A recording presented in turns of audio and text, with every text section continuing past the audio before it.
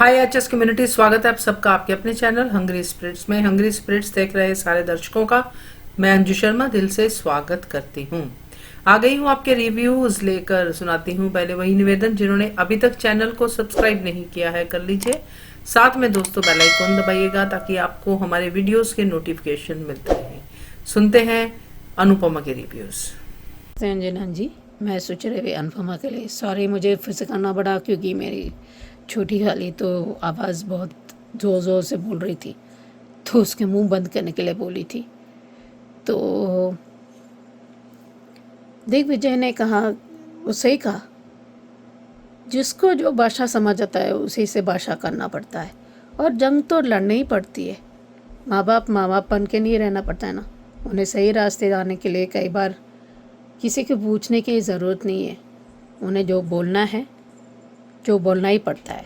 वो बदतमीज़ कर रहे हैं, उन्हें मुंह बंद करना ही पड़ता है, क्योंकि आपको चारा नहीं है। हम कई बार हम चुप तो रह जाते हैं, लेकिन इसका मतलब ये नहीं कि हर चीज़ का आपको चुप ही रहना है। नहीं, जिसको मदद की ज़रूरत है कोशिश करो। अगर उनको दुश्मनी का भाषा समझ आता है उसी से भाषा करना है, तो चाहे कुछ भी हो जाए आपको लड़ना ही पड़ता है। सारी उम्र में आपको लड़ना ही पड़ता है। तो ये भी है कि उनको जो इज्जत करने वाले बहुत से लोग हैं, नफरत करने वाले जो सही करने के लिए, गलत को सही करने के लिए आप कोशिश रहते हो। हम कोशिशें कर सकते हैं, सही दिखा सकते हैं, उन पर चलना नहीं चलना उन पर होती है, उनका कर्म, उनका भाग्य। और प्रेम का वाह, सुपर छांटा मार उसको खाया अनिल जी से। कितना सबने ये घटिया काम। और मोटी बात तो भूल ही गई, मैं तो एक पल के लिए भूल गई। उनका क्या करा, राघव को अंदर चला दिया, जो उसको गलती नहीं है। और फिर अनुपमा को बर्बाद करने के लिए ये है, और फिर उस गैस को लीक करा दिया ये वाला। सबको करने पर हाथ गंदा नहीं करना है।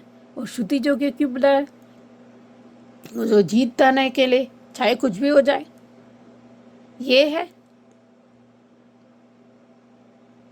अब श्रुति जो को वो लाते माते सब मिलेगा अभी यहाँ और बाकी है।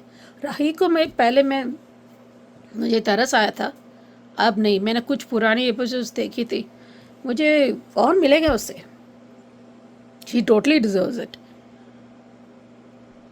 क्योंकि प्रेम प्रेम प्रेम प्रेम रियली। और तरकीब सोचती और क्या साथ देगी, कहते नहीं सही कहा। साथ देने के लिए इसका मतलब ये नहीं कि तुम सही रास्ता मत लाओ। सही रास्ते के लिए थोड़ा गेम प्लान करो या कुछ तो करो, सिवाय प्रेम प्रेम प्रेम। मेरा साथ दो ना निकल जाओ, ये क्या है। फॉर चेंज नॉट बैड मोटिवा है। सही पहली बार राही सो कुछ मत कहो, क्योंकि राही को भी नहीं पता, वो होने नहीं देती। पर ये फॉर्म ने इसने ही जला दिया था डायरी। अभी प्रिका अपनी उसको एक बार मिलना था, वो मैं मतलब पूरी तरह से जान, तो क्योंकि लड़ने के लिए और भी जाने की ज़रूरत है। मैं समझती हूँ अनुपमा की दुख, कि क्या है ना, जो इंसान आपको इतना मदद करता है, लाइक सारथी बनता है, और इस तरह की हरकतें जो गिर गया है, गलत रास्ते पे गया है, थोड़ा मुश्किल है सोचने में। क्या बहुत मुश्किल है एक्सेप्ट करने में। लेकिन जो अपने हैं तो आपके सामने नहीं खड़े होते ना, आपके साथ ही होते हैं ना। अभी आपकी जंग ही करना है, लड़ना है। क्योंकि कई बार क्या होता है ना, अनुपमा इमोशंस और मानने में थोड़ा मुश्किल हो जाता है, वो भी तो इंसान है ना। पर अपने पे आती तो सबकी बैंड बजाती है। इसलिए बाबूजी भी हैरान थे, वो क्यों, क्या ये बात क्या होता है ना। सिर्फ उसने एक तरीके से उसको भिगो के मार दिया है, सिर्फ वो नहीं कि नफरत। देखिए कई बार आप ऐसा मैंने हैरान हो जाती हूँ, इतना नफरत कौन पालता है अपने दिल में? ये होता है ना। So it is very difficult. मतलब मैं सही भी नहीं कहूँगी, गलत भी ना कहूँगी, क्योंकि एक तरीके से उसने जवाब ही दे दिया था। डांटने से क्या होता है? और थप्पड़ मारेगी, क्या है क्या है? जितना मैं थप्पड़ मारूं वो कम है प्रेम के लिए। इतना, क्योंकि नफरत करना बहुत एनर्जी होती है। अब कई बार थक जाते हो, बहुत मुश्किल होता है। सही कहा प्रेम, और अनुपमा भी कही कि इतना आसान नहीं है। इतना नेगेटिव एनर्जी आती है, उसमें निकालने में भी वक्त लगता है और नफरत पालने के लिए भी वक्त लगता है। कई बार गुस्से को नफरत कह रहे हैं तो गौतम तो माइंड ब्लोइंग, पहली बार मुझे बहुत प्यार आ गया उस पर। क्या डायलॉग मार रहा है। हाथ अचीव भी करना है, हाथ भी गंदे नहीं करना है। वाह बे वाह, मुझे इस गेम प्लान समझ आ गया है वाकई।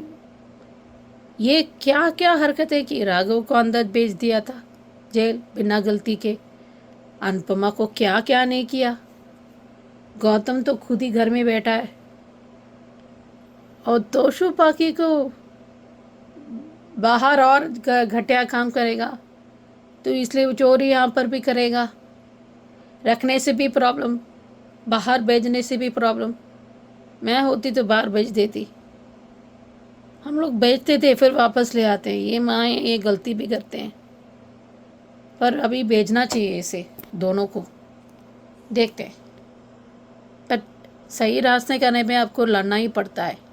जो किसी को भाषा समझ आता है उसी को भाषा बोलना पड़ता है, ताकि वो किसी उस पर कदर हो। देखते हैं। हेलो अंजू जी, नवीन जी नमस्ते, और सभी को सुजाता का प्यार भरा नमस्ते। एपिसोड देखा, बहुत अच्छा था। अनुपमा ये विश्वास कर ही नहीं पा रही है कि कोई उससे इतना ज़्यादा नफरत कर सकता है और उसको बर्बाद करने के लिए चोरी चकारी फ्रॉड ये सब जैसे काम भी कर सकता है। पर आज जो है अनिल काका मतलब कोठारी हाउस में जो मज़ा आया है वो तो मज़ेदार था ही। अनिल काका ने एक जोरदार तमाचा प्रेम के गाल पे लगाया और उनका कहना बिल्कुल सही था कि आज अगर पराग कोठारी होता तो वो भी यही करता और उसके बिहाफ पे। और सब ने उसको खरी खोटी सुनाई। क्या थी मतलब मीरा तो चुप थी, बाकी और सब लोग बोले।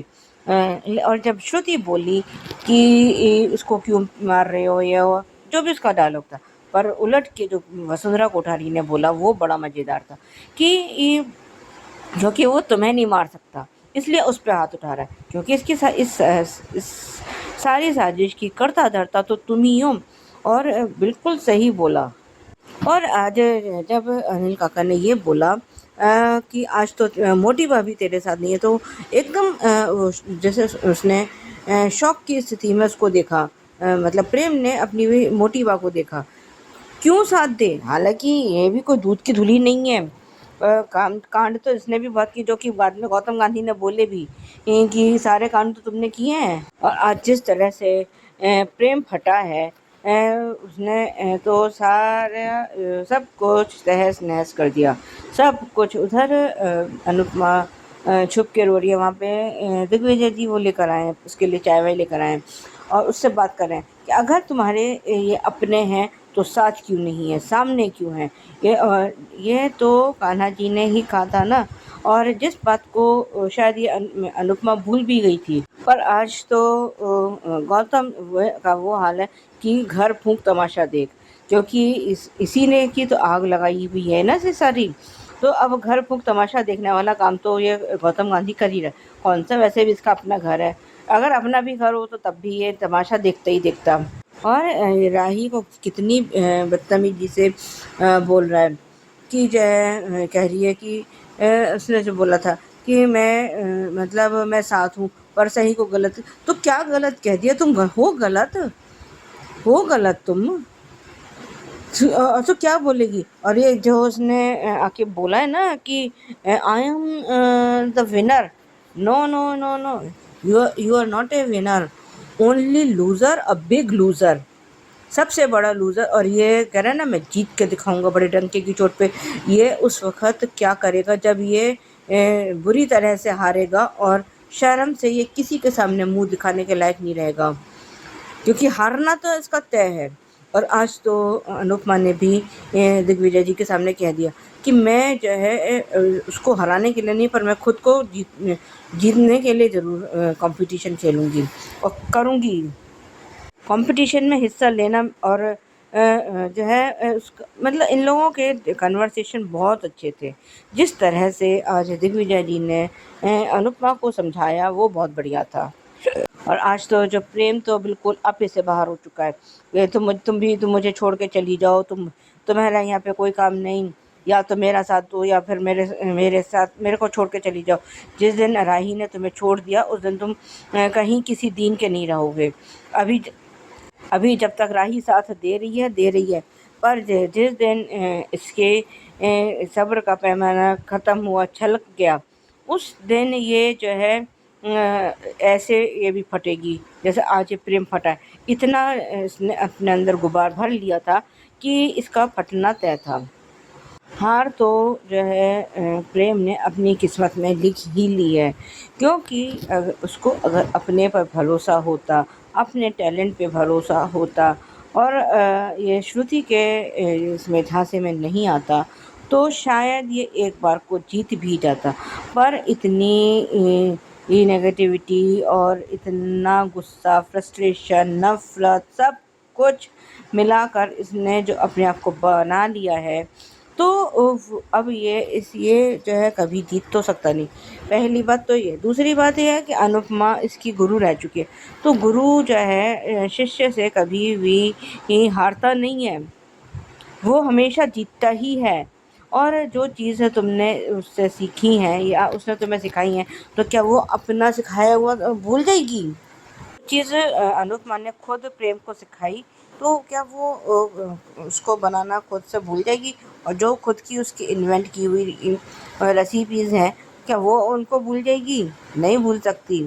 और जब ये राही कमरे में आई है तो उसने वो डायरी निकाल के दे दी और क्या कह रहा है कि तुम को अभी छोड़ के चली जाना है, चली जाओ, और ये और वो। और उसने आज उसने कहा भी है कि ये मतलब हाथ उठाने वाली बात मत करना, ये डोमेस्टिक वायलेंस के अंदर आता है। लेकिन उसको तो कोई फ़र्क नहीं पड़ता, मेरे माथे पे लिखवा दो, मेरे को उसमें पुलिस में दे दो, मुझे घर से बाहर निकाल दो, घर से बाहर चले जाओ। जिस दिन इस लोगों ने तुम्हारा साथ छोड़ दिया ना, उस दिन पता चल जाएगा कि फैमिली की अहमियत होती क्या है। आज राही ने बस सिर्फ प्रेम से एक सवाल पूछा कि क्या उनका फॉर्म तुमने चुराया था और जलाया था? अब इसके बाद झूठ बोलने का इसके पास कोई चांस नहीं था और सच बोलने के अलावा और कुछ चारा था ही नहीं। उसने हाँ में गर्दन हिलाई और चला गया। इधर अनुपमा और दिग्विजय जी की जो बातें चल रही हैं वो तो थी ही बहुत बढ़िया। उसने कहा कि मैं अब जो है अपने उसके लिए, सपने के लिए, हर चीज़ के लिए मैं इस कंपटीशन में हिस्सा लूँगी और जीतूँगी भी, पर मुझे उससे पहले एक बार जो है प्रेम से मिलना है। अब जो है जो प्रीकैप जो हमें दिखा रहे हैं उसके बारे में वो बात करेगी। तो अब देखते हैं कि इसके मन में कोई पछतावा आता है या नहीं आता, ये क्या करता है क्या नहीं करता। आज के लिए अभी बस इतना ही। धन्यवाद। करेक्ट सुचि जी, आपने बिल्कुल सही अपने आप को भी बताया है। ये कहकर कि राही पे तरस आया, थोड़ी सिंपैथी हुई, मगर जैसे ही पुराना रिकॉर्ड चेक किया तो फिर वही लगा कि ये तो टोटली डिजर्व करती है। बिल्कुल सही कहा आपने। और भी मिलेगा, क्योंकि राही ने एक बार थोड़ी किया है, ये बहुत बार किया है। प्रेम तो आज एक साथ ही पूरा का पूरा अपना हिसाब किताब दे रहा है। राही ने तो हर बार किश्तों में अनुपमा की बेइज्जती की है। सो बढ़िया रिव्यू। और गौतम पर आपको प्यार आया, सही बात है। गौतम कमेंट्री बड़ी अच्छी कर रहा था और सही बोल रहा था, गौतम गलत नहीं बोल रहा था, करेक्ट है। तो सुजाता जी बिल्कुल करेक्ट कहा आपने कि प्रेम एक बड़ा लूजर है, जो इस तरह से किसी भी खेल में या किसी भी कंपटीशन में या कुछ भी जीतने की होड़ में रहता है, वो लूजर ही होता है। और करेक्ट है आपकी बात कि तब क्या होगा जब ये सच में हार जाएगा, तब क्या करेगा। आज तो छाती पीट पीट के रो रो के पानी सर में डाल डाल के दुहाई दे रहा है, तब क्या करेगा जब सच में ये मंजर फेस करना पड़ेगा। बढ़िया रिव्यूज आप दोनों के, थैंक यू सो मच। आगे बढ़ते हैं ये रिश्ता की ओर। जी ना जी, मैं सोच रहा भी ये रिश्ता क्या कहलाता के लिए। मैं भी कितनी गधेड़ी हूँ, मुझे समझना चाहिए था चाची साहब क्या हो रहा है, मुझे भी यही चल रहा है। माइंड वॉज इन्फ्यूज्ड, क्योंकि वो जो नॉन सिम्टम कैंसर है वो ओवरीज है, इसे वो निकलना पड़ता है, पूरी टोटल कराना पड़ता है। तो कई बार गुस्सा आ जाता है, कई बार रोना आ जाता है, या आपको भूल जाते हैं, ये सब मेनोपॉज की है। अलग तरह स्वेट आ जाता है, कई बार नींद आने में थोड़ा मुश्किल होता है, और कई बार बहुत सर दर्द होता है।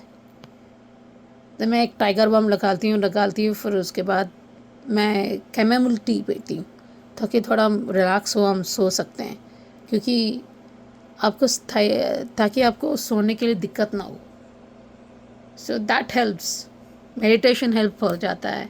थोड़ा थोड़ा अपने आप पर आपको विश्वास करना चाहिए कि हम कर सकते हैं, क्योंकि ये बहुत नॉर्मल चीज़ नहीं है। कई औरतों का नहीं पता था, मुझे भी नहीं पता था, अभी थोड़ा थोड़ा पता है, बट नॉट, क्योंकि हर औरत में थोड़ा अलग होता है। कोई किसी को पता चलता है, किसी को पता नहीं चलता है, क्योंकि इमोशंस ऊपर नीचे होते हैं। जब हार्मोन चेंजेस होते हैं या इन्फ्यूज होते हैं, कोई बहुत होता है, वेट गेन भी नहीं होता है, आपको वॉकिंग करनी पड़ती है, आपकी डाइट, आपका और अच्छा खाना करना पड़ता है, कई बार बहुत खाना मन करता है, बहुत एग्जॉशन होती है, बहुत सी चीज़ें होती हैं। It's not easy. तो बहुत गर्मी भी होती है, मुझे बहुत गर्मी होती है यहाँ पर, 80 डिग्री फ़ारेनहाइट होने से और गर्मी होती है, ज़्यादा ही होते हैं मेरे लिए। तो कई बार क्या होता है, मन में भी बैठ जाता है वो भी, बस जब मन ठीक हो तो शरीर भी ठीक होता है, जब मन ठीक नहीं होते ना तो शरीर भी ठीक नहीं होती है।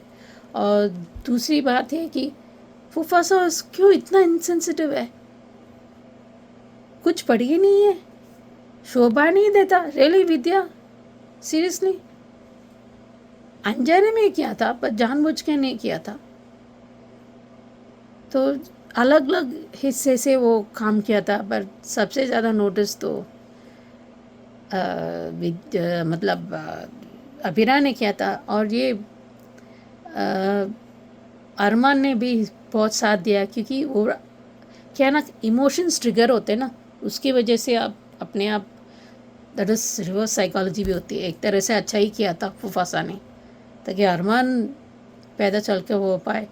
और थोड़ा सेंसिटिविटी रखना चाहिए, इसमें क्या है पता, सब ने मिलकर अलग तरह के अपने हिस्से का जो काम बांटा है। तो दिशा ने भी किया है, वो कोशिश कर रही है, उसके एहसास हो रहा है। अच्छा, वो लाते गुस्से सब मिलकर अभी इसको एहसास हो रहा है। और तानिया तो शी से बहुत प्यारी सी कैरेक्टर है, माइंड ब्लोइंग। सो देखते हैं। हेलो अंजू जी, नवीन जी, नमस्ते, और सभी को सुजाता का प्यार भरा नमस्ते। ये रिश्ता के लिए एपिसोड देखा, अच्छा था। मनीषा का नाम उसने विद्या ने ले तो लिया, और वो कह रही है कि मनीषा ने जानबूझ के कुछ नहीं किया, और लेकिन फूफासा तो फूफासा है, क्या है उसको, किसी की तबीयत खराब हो, कोई जी रहा हो, कोई मर रहा हो, वो उसको किसी से कोई लेना देना नहीं है। हाँ, यहाँ तक कि अब इसकी खुद की बेटी चारू नहीं है, फिर भी इसको कोई एहसास नहीं है, कुछ नहीं है। कम से कम वो यही समझ लेता कि शायद इसके बुरे कर्मों का फल यही है कि इसकी बेटी इसके पास नहीं है, इस दुनिया में ही नहीं है। पर इतनी सी बात सोचे कौन। और ये मनीषा अपने आप को कंट्रोल नहीं कर पा रही है, वो अपने कमरे में चली गई है, और पीछे पीछे अभीरा भी गई है। और अभीरा जो है मनीषा के बोले बिना ही सब कुछ समझ गई। उसने उसका कैलेंडर देखा, सब देखा, और वो सब कुछ समझ गई। और उसने उसका टेम्परेचर भी, एसी का टेम्परेचर भी देखा, सब कुछ देखा कि 16 पर भी है, मतलब सबसे कम उस पर है। फिर भी ये मनीषा को गर्मी लगे जा रही है। तो कुछ ना कुछ तो रीज़न है ना। और इधर ये तो अपने अड़ियल टट्टू की तरह अड़े हुए हैं फूफा साहब कि जो है कुछ भी हो जाए मनीषा मुझसे आके माफ़ी मांगे। तो और अभी ना उसको समझाने की लाख कोशिशें करे जा रही है, पर भैया मोटी बुद्धि में बात समझ में नहीं आती तो नहीं आएगी ना, कैसे समझाए कोई किसी को। और लेकिन अभीरा ने इशारे से सबको सब कुछ समझा दिया और मायरा मुफ्ती को अंदर जाने के लिए कह दिया। अब जो इन फेजेस से गुजर चुका है या जिनको इन सब बातों के बारे में पता है वो तो समझ ही गए कि मनीषा मतलब किस फेस से गुजर रही है, किस फिजिकल कंडीशन से गुजर रही है। पर फूफा साहब को क्या है, लेकिन आप चौड़ में ये बात कर रहे हो, वो कर रहे हो, बिल्कुल सही बोला अभीरा ने। खैर और जब ये मासा भी तो और ये सब भी तो उसमें से निकली होंगी ना, इन्होंने तो कुछ नहीं बचाया, कोई बवाल नहीं करा, कुछ नहीं हुआ।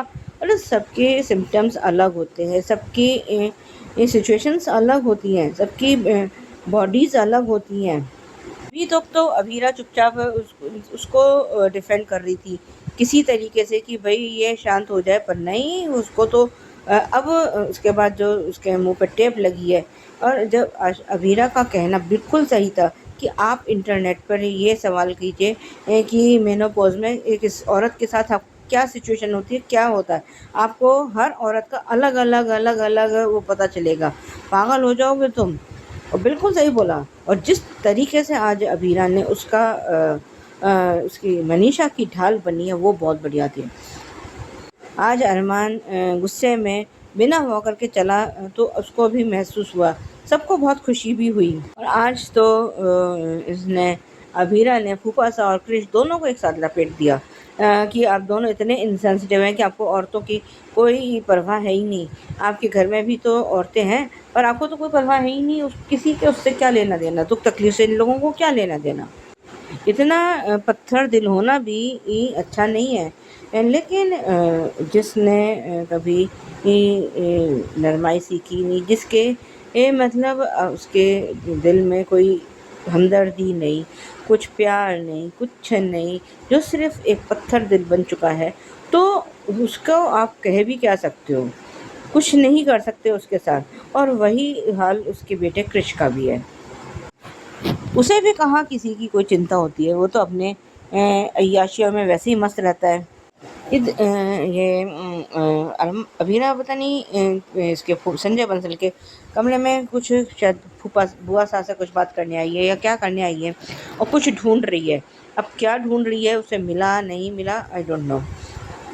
आज दिशा ने शायद एक काम तो अच्छा किया कि उसको जिम से हटवा के मनीषा को उसको स्विमिंग जॉइन करवा दी कि कम से कम जो जितने देर वो ठंडे पानी में रहेगी उसको गर्मी कम लगेगी।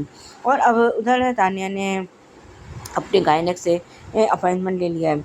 और आज मनीषा ने सबको थैंक यू बोला, और सबसे ज़्यादा थैंक यू उसने अभीरा को बोला। कह रहा कि जो बात मैं खुद नहीं समझ पाई वो तुमने समझ ली। और आज तो उसने उसकी पप्पी भी ले ली, क्योंकि जब इंसान ज़्यादा खुश हो जाता है तो वो फिर कुछ सोच नहीं पाता, उसके जब मन में आता है वो कर जाता है।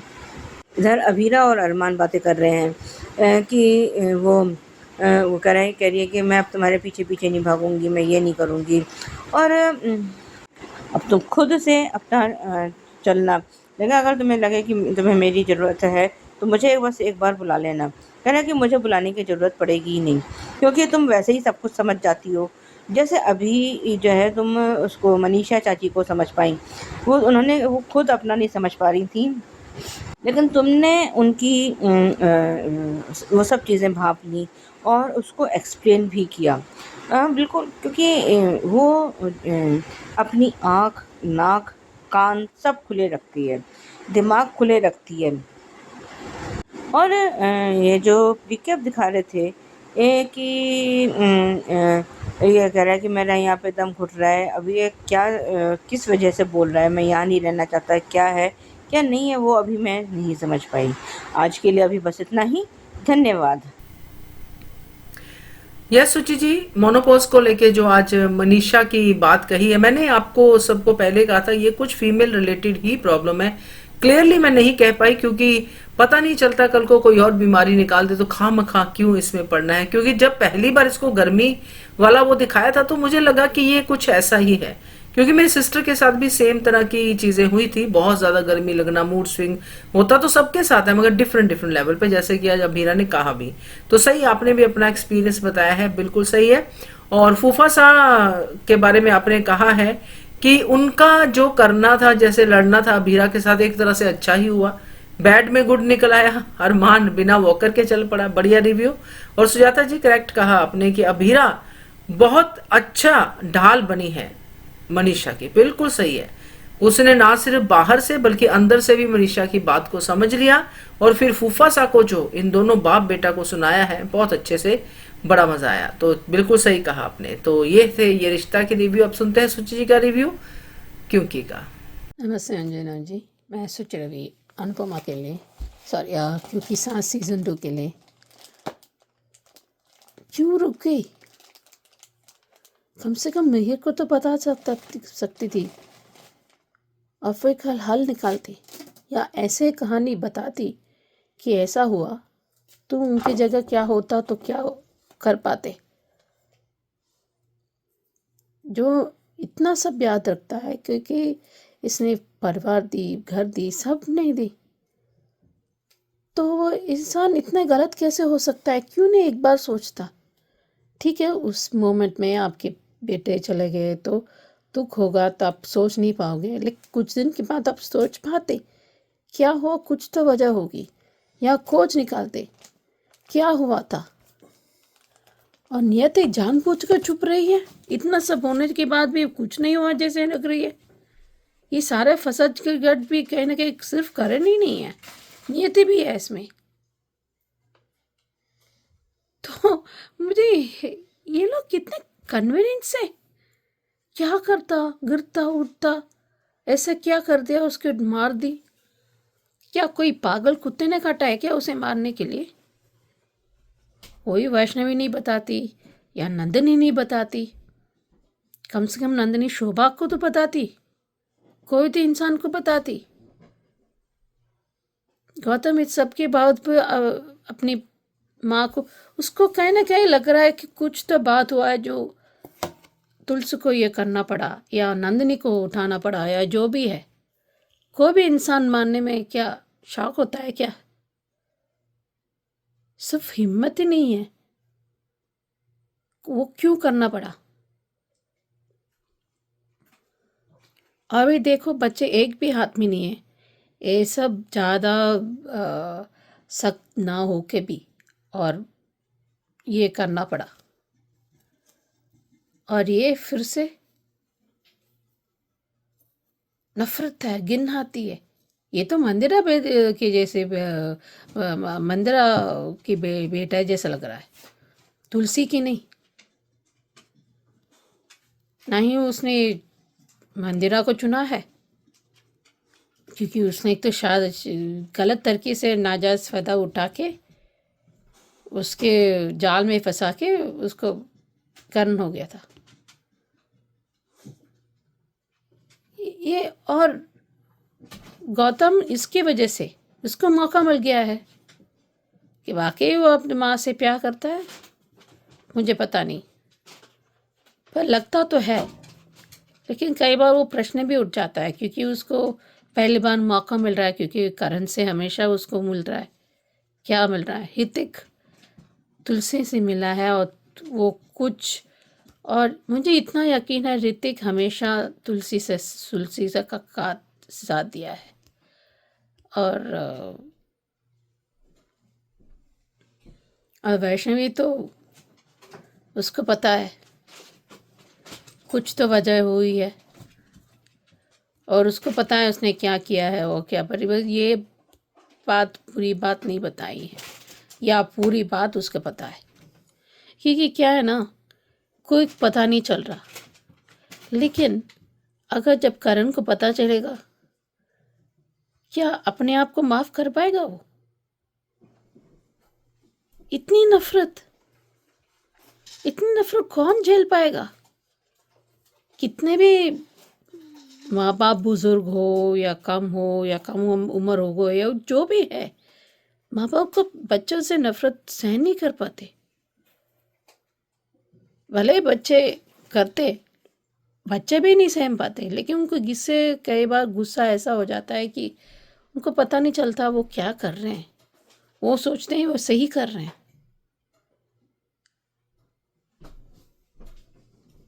अब माँ को नहीं आना चाहिए, हमारी माँ है, चुप कुछ भी हो जाए, क्योंकि कुछ तो पता है कि कोई तो वजह है। और ऋतिक, उसको पता है कि तुलसी ने कुछ तो वजह होगी ये सब कदम उठाने के लिए, क्योंकि उसको पता है, उसने करीब से देखा है, वो परवरिश की उसने ऋतिक को। तो कहीं ना कहीं यकीन है कि क्या है ना, कई बार आप एक छत में नीचे कुछ लोगों के बारे में समझ में नहीं आती, लेकिन कुछ लोगों के बारे में समझ आता है। सिर्फ साथ रहने से सिर्फ समझ नहीं आना ज़रूरी नहीं है, साथ ना कम समय में होने से भी आपको समझ आता है। तो बस समझने की वो खिड़की खुली रखने पड़ती है। अभी देखते हैं कैसे सुधारती है, कैसे आती है, कैसे क्या करती है, क्योंकि घर में जाके ही सब कुछ ठीक कर सकती है। महाराज, उनके लॉयल्टी, वो समझ होती है, कोई गलत नहीं हो सकता, कुछ तो बड़ी हुआ है, इतनी समझ है उनके। और ये करण अभी बोलते बोलते रुक गई नंदिनी, ये कहानी क्यों नहीं बताई? तो वजह तो पता चलेगा क्यों माना गया, क्योंकि किसी के लिए इतना नफरत अच्छी बात नहीं है, खुद के लिए या दूसरों के लिए भी। अभी देखते हैं। यस सुची जी, नीति को देख के मुझे भी बड़ी हैरानी हुई कि ऐसा लगता है इसके साथ कुछ हुआ ही नहीं। दामिनी ने भी कुछ ऐसा ही कहा था ना। तो यस, सारे फसाद की जड़ अगर आज हम करण को देखते हैं कि करण नहीं मान रहा, मैं करण को कम मानती हूँ फसाद की जड़, मैं नंदिनी को ज्यादा मानती हूँ। और इसको आपने कहा नीति तो बकायदा है, आज भी घर में बैठी है तो किसी मकसद से ही बैठी होगी। और वैसे बाकी बात भी आपकी सही है कि ऐसे जब किसी के साथ इतना कुछ हो जाए, बेटा जो जवान बेटा मर जाए, इसका तो वही सहारा था ना। जबकि करण अभी तक नहीं संभल पाया, जिसके और 2-3 बच्चे हैं, बट ये तो आराम से घूम फिर रही है। तो फर्क तो पड़ेगा लोगों की नजरिए में। तो बिल्कुल सही कहा आपने, थैंक यू सो मच। ये थे आज के रिव्यूज, कैसे लगे आपको जरूर कमेंट करके बताइएगा। देखते रहिए channel hungry spirits. Thank you so much. Subscribe to our channel by clicking the subscribe button. Click the bell button and enjoy the latest uploads from our channel.